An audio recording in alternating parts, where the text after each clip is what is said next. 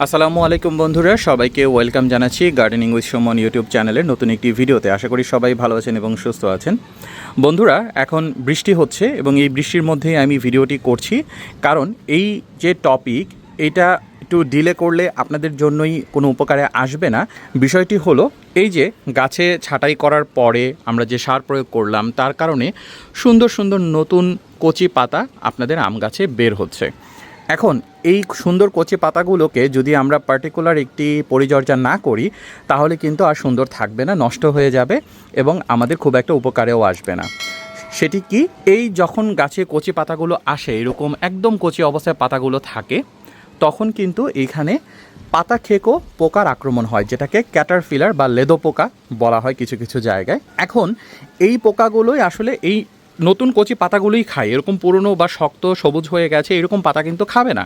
এবং যেহেতু আপনারা এখন গাছ ছাঁটাই করে দিয়েছেন, নতুন পাতা বের হবে, তাই এখনই আপনাদেরকে কিছু কাজ করতে হবে। প্রথম কাজ হলো আপনাদেরকে কীটনাশক প্রয়োগ করতে হবে। অর্গ্যানিক উপায়ে যদি আপনারা কীটনাশক প্রয়োগ করতে চান, তাহলে আমি বলবো নিম অয়েল ব্যবহার করুন। মানে 5 ml পরিমাণের নিম অয়েল, তার সাথে 4-5 চাপ সাবান বা হ্যান্ড ওয়াশের যেই লিকুইড সোপগুলো রয়েছে, সেগুলো একসাথে 1.5 থেকে 2 লিটার পানির সাথে খুব ভালোভাবে মিশিয়ে আপনি গাছে স্প্রে করে দিন। এটা হলো অর্গানিক উপায়। এতে করে পাতার উপর একটি লেয়ার তৈরি হবে নিম অয়েলের।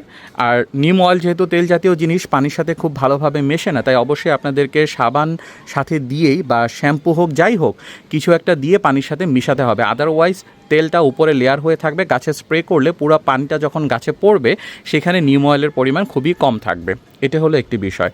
আর রাসায়নিক উপায়ে যদি আপনারা করতে চান, তাহলে আমি বলবো এই পাতা খেকো পোকার হাত থেকে রক্ষা পাওয়ার জন্য সাইপারমেথ্রিন গ্রুপের কীটনাশক আপনারা ব্যবহার করবেন।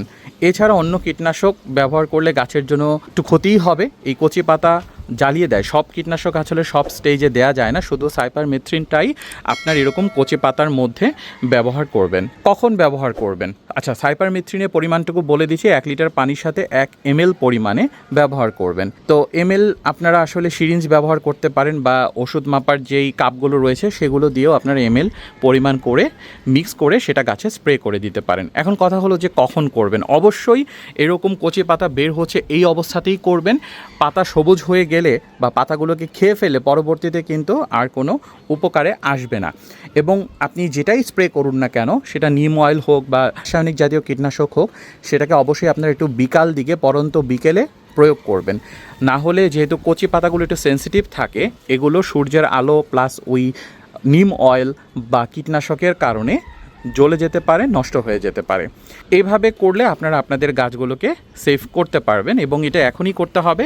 এই কারণেই কষ্ট করে বৃষ্টির মধ্যে ভিজে এখনই আমি ভিডিওটি তৈরি করছি। আর এই সময় ফাঙ্গাসের অ্যাটাক যেহেতু বৃষ্টি বর্ষার সময় কিছুটা হতে পারে, তাই প্রতি সপ্তাহে বা 1 সপ্তাহ পরে কার্বেন্ডাজিম গ্রুপের ছত্রাকনাশক 2 গ্রাম পরিমাণ 1 লিটার পানির সাথে মিশিয়ে গাছে দিয়ে দিলে নতুন পাতাতে ছত্রাকের আক্রমণ হবে না। প্লাস পুরানো যে পাতাগুলো রয়েছে, এগুলো আসলে এমনিতেও সার্ভাইভ করবে না, কিছুদিন পরে এমনিতেই হলুদ হয়ে এরকম যে হলুদ হয়ে ঝরে পড়ে যাবে। এটার প্রধান কারণ হলো মাটি থেকে তো গাছ খাবার নিচ্ছেই, প্লাস এই পুরানো পাতা থেকেও যেগুলা মুভ করতে পারে, যেমন নাইট্রোজেন, ফসফরাস, পটাশিয়াম, এই জিনিসগুলো নতুন পাতাতে শিফট হয়ে যাবে। পুরানো পাতাগুলো আস্তে আস্তে হলুদ হয়ে ঝরে যাবে।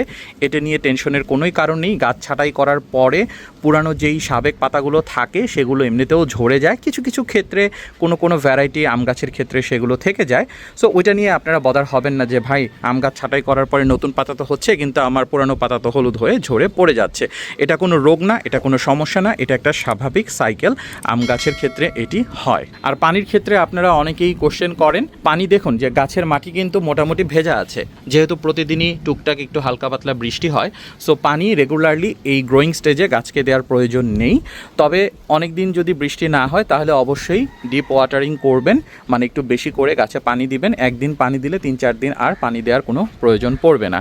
একটা প্রবলেমের কথা না বললেই না, সেটা হলো অনেক সময় দেখবেন যে নতুন যে কচি পাতাগুলো রয়েছে, সেগুলো যখন আস্তে আস্তে এরকম সবুজ হচ্ছে, এর যে শিরাগুলো রয়েছে, এই যে শিরাগুলো, এগুলো হলুদ রয়েছে এবং মাঝখানের অংশগুলো হালকা হালকা সবুজ রয়েছে। মানে এই পাতাটা যখন পুরোপুরি সবুজ হবে সেটার কথা বলছি।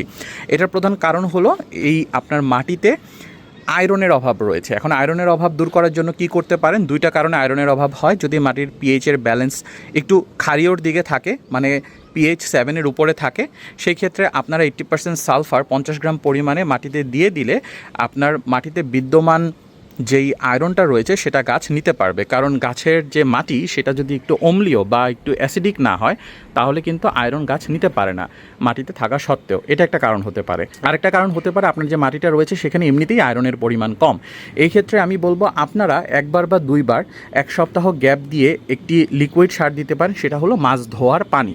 মানে মাছ ধোয়ার পরে তো পানি যেগুলো হয় একটু লালচে ধরনের হয়, মানে মাছের কিছু রক্ত সেখানে থাকে, সেখানে কিন্তু প্রচুর পরিমাণে নাইট্রোজেন এবং আয়রন থাকে, যেটা গাছ খুব সহজেই গ্রহণ করতে পারে। সো মাছ ধোয়ার পানিটা আপনারা ব্যবহার করলে ওই যে আয়রনের যে সমস্যা, শিরাটা হলুদ হয়ে যাচ্ছে, মাঝখানে সবুজ সবুজ, এই সমস্যাটা থেকে আপনারা রেহাই পেতে পারবেন। আরও কিছু কোশ্চেন আপনাদের থাকে, যেমন এই যে নতুন অবস্থায় আম গাছগুলো গ্রো করছে, এখন কি গাছে কোনো প্রকারের কোনো সার স্প্রে করার প্রয়োজন পড়বে? মানে যেগুলো সার আমরা গাছে স্প্রে করতে পারি এগুলো কি স্প্রে করার প্রয়োজন আছে কি না? আমি বলবো এই অবস্থাতে গাছে কোনো কিছু স্প্রে করার প্রয়োজন নেই, কারণ নতুন যে কচি পাতাগুলো এগুলো খুবই সেন্সিটিভ থাকে। এগুলোতে আপনারা রাসায়নিক, সাধারণত যেগুলো আমরা স্প্রে করে রাসায়নিকই তো হয়, সো রাসায়নিক স্প্রেগুলো করলে গাছের জন্য উপকার না হয়ে উল্টারও ক্ষতির কারণ হয়ে যেতে পারে। তাই আমি বলবো এই মুহূর্তে কোনো কিছু স্প্রে করার প্রয়োজন নেই। তবে একটা বিষয় আমি আপনাদেরকে একটু বলবো, এই যে এইখানে আমি জানি না আমার এখানে এরকম কোনো পাতা আছে কি না, পাতার ডিফর্মেশন মানে পাতার যে স্বাভাবিক গঠন, এই গঠন অনেক সময় ব্যাহত হয়। দেখবেন যে পাতাটা দেখতে একটু অন্যরকম মনে হচ্ছে, একটু অস্বাভাবিক মনে হচ্ছে, এবং এই ধরনের পাতার পরিমাণ যদি বেশি হয়, সাধারণত 2 ধরনের প্রবলেমের কারণে এই সমস্যাটা হয়। একটা হলো ক্যালসিয়ামের ডেফিসিয়েন্সির কারণে, আরেকটা হলো বোরনের ডেফিসিয়েন্সির কারণে। পাতার কোষের গঠন সুন্দরভাবে করার জন্য এই 2টি সার কিন্তু খুবই প্রয়োজনীয়। তাই আপনাদের গাছে যদি, আমার কাছে যদি এই মুহূর্তে নেই, সো আমি কোনো কিছু দেব না। আপনাদের কাছে যদি এরকম কোনো কিছু থাকে, এই ধরনের কোনো অস্বাভাবিক পাতার পরিমাণ আপনারা লক্ষ্য করেন, তাহলে কিন্তু ক্যালসিয়াম আপনারা মাটিতে দিয়ে দেবেন, এবং বোরনটাও গাছে স্প্রে না করে আমি বলবো আপনারা মাটিতে দিয়ে দিন। 10 গ্রাম পরিমাণের বোরন মাটিতে দিয়ে ভালোভাবে মাটিটাকে মিক্স করে দিবেন, যাতে করে আপনার বোরন সারগুলো ভালোভাবে মিশ্রিত হয়। ক্যালসিয়ামের ক্ষেত্রে 20 গ্রাম পরিমাণে ক্যালসিয়াম দিতে পারেন। এখন অনেকে কোশ্চেন করতে পারেন, ভাই কিছুদিন আগে যখন আপনি গাছ কাটার পরে সার দেওয়া দেখালেন, সেখানে তো ক্যালসিয়ামের সোর্স হিসেবে ডিমের খোসা নিয়েছিলেন, তাহলে কেন আবার নতুন করে ক্যালসিয়ামের দরকার পড়ছে? আসলে ডিমের খোসাটা তো অর্গানিক সোর্স, এবং ডিমের খোসা মাটিতে খুব স্লোলি রিলিজ হয়, মানে মেশে, এবং গাছকে ক্যালসিয়ামের যোগান দেয়। আর পাতা যেহেতু আপনার এখনই ডিফর্ম হয়ে যাচ্ছে, অতদিন অপেক্ষা করার আপনার জন্য ক্ষতিকারক হবে। পরবর্তীতে গাছের রেগুলার চাহিদার জন্য ক্যালসিয়াম আপনি সেখান থেকে পাবেন, বাট আলাদা করে আপনাকে এখন ক্যালসিয়াম দিতে হবে। এই যে দেখুন আমার এখানে একটা পাতায় হালকা একটু পাওয়া গেছে, সাইড দিয়ে দেখুন স্বাভাবিক স্ট্রাকচার নেই, একটু ডিফর্ম হয়েছে। এটা কিন্তু কোনো পোকা খায়নি, একটু ডিফর্ম হয়েছে। এই যে এই গাছটা পুরো পাতাটা দেখলেই আপনারা বুঝতে পারবেন এখানে একটু ডিফর্মিটি আছে, এখানে একটু আছে। সো এই ধরনের ক্ষেত্রে এই বোরন আর ক্যালসিয়ামটা দিবেন। ক্যালসিয়ামের জন্য আমি বলবো আপনাদেরকে জিপসামটা ব্যবহার করার জন্য। এটা হলো পিএইচ নিউট্রাল, মানে এটা মাটিতে প্রয়োগ করলে আপনার মাটির পিএইচের কোনো পরিবর্তন হবে না।